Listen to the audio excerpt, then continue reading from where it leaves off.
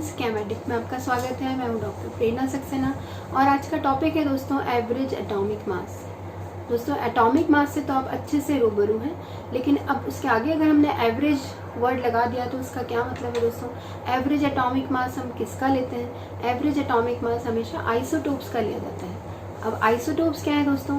Isotopes हैं atoms of same element जिनका कि एटॉमिक नंबर सेम और एटॉमिक मास डिफरेंट होता है।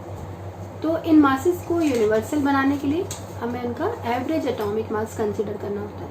तो इस एवरेज एटॉमिक मास को हम कैसे काउंट करें, इसका क्या फॉर्मूला है, चलिए हम देखते हैं। फ्रेंड्स, आज का हमारा टॉपिक है एवरेज एटॉमिक मास। दोस्तों लास्ट क्लास में हमने पढ़ा था एटॉमिक मास यूनिट, लेकिन आज हम पढ़ेंगे कि हम एवरेज एटॉमिक मास किसका निकालते हैं। सबसे पहले तो एवरेज एटॉमिक मास दोस्तों निकलता है आइसोटोप्स का। आइसोटोप्स दोस्तों क्या होता है हमको पता है। आइसोटोप्स मतलब कौन होते हैं? आइसोटोप्स मतलब ब्रदर्स एंड सिस्टर्स। दोस्तों ब्रदर्स एंड सिस्टर्स का मतलब क्या? आइसोटोप्स का मतलब क्या केमिस्ट्री के लैंग्वेज में? कि atoms of same element, atoms of same element having same atomic number. जैसे फॉर एग्जांपल हम कार्बन की बात करें तो carbon 6 atomic number 6, atomic mass 12। Next आता है कार्बन 6 एटॉमिक मास 13। तो दोनों कैसे हैं? Atoms of same element having same atomic number but different atomic masses. अब दोस्तों देखिए इनके आइसोटोप्स के एटॉमिक नंबर डिफरेंट है, एटॉमिक नंबर सेम है बट एटॉमिक मासेस डिफरेंट है दोस्तों। तो अब देखो कि इनका एवरेज एटॉमिक मास हम कैसे निकालें। तो हमको कोई पता करना होता है कि जो 12 आइसोटोप, डिफरेंट जो आइसोटोप्स हैं उनका परसेंटेज अबंडेंस नेचर में कितनी है, ये हमको पता करना होता है। तो कार्बन 12 की परसेंटेज अबंडेंस होती है दोस्तों 99% एंड कार्बन 13 की परसेंटेज अबंडेंस होती है अराउंड 1%। तो अब हम इनका एवरेज एटॉमिक मास हम कैसे निकालें। तो एवरेज एटॉमिक मास निकालने के लिए हमको क्या करना पड़ता है? एवरेज एटॉमिक मास को हम AAM लिख देते हैं यहाँ पे। AAM will be equal to carbon 12 मतलब इसका एटॉमिक मास। तो atomic mass of first isotope, मैं यहाँ पे ऐसा लिख देती हूँ, atomic mass of first isotope बड़ा भाई, उसके बाद हमको छोटा भाई लेना। तो ये हमने बड़ा भाई ले लिया।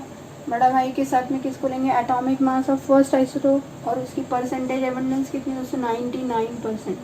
अब हम आगे लिखेंगे प्लस एटॉमिक मास ऑफ छोटा भाई, atomic mass of second isotope.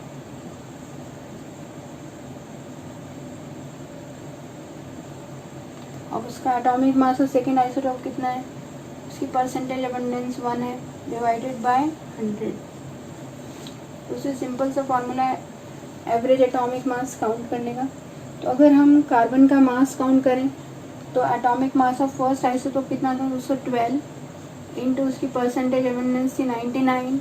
Atomic mass of second isotope was 13 into उसकी परसेंटेज अबंडेंस 1 डिवाइडेड बाय 100। जब हम इसको सॉल्व कर लेते दोस्तों तो हमारे पास आंसर आता है 12.01। तो 12.01 क्या है दोस्तों? It is average atomic mass of carbon 12 and 13 isotope. तो टोटल मिला के हम एवरेज एटॉमिक मास कैसे लेते हैं? 12.01। एक एग्जांपल से हम और समझते हैं दोस्तों। अब देखिए कि एटॉमिक मास ऑफ सिल्वर हमको लेना है। तो सिल्वर के दो आइसोटोप्स हैं दोस्तों, एक होता है सिल्वर 107 एंड सिल्वर 109। अब देखिए 107 की परसेंटेज अबंडेंस कितनी होती है?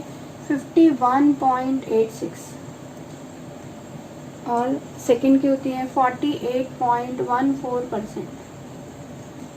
नॉर्मल सा फॉर्मूला लगा ले दोस्तों। हम कैसे लगाएंगे? Average atomic mass will be equal to atomic mass of first isotope, that is 107, plus उसकी इंटू परसेंटेज एबंडेंस लेंगे 51.86। फिर हम सेकेंड आइसोटोप की बात करेंगे। सेकेंड कौन है दोस्तों, 109 वाला है, तो हम 109 लिख लेते हैं, ये बचा हुआ है हमारे पास।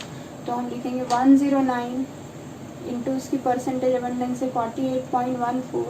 अब सिंस इट इज़ परसेंटेज तो हम लगेंगे divided by 100।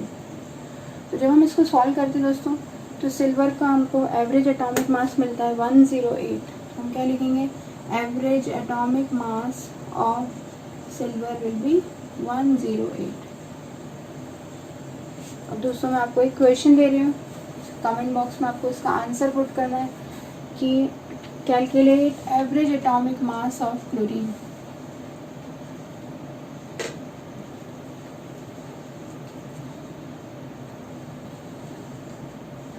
Calculate average atomic mass of chlorine. And chlorine के there are 2 isotopes, chlorine 35 and chlorine 37। इनके जो 35 वाला भाई है, इसकी परसेंटेज एबंडेंस है दोस्तों 75.77%,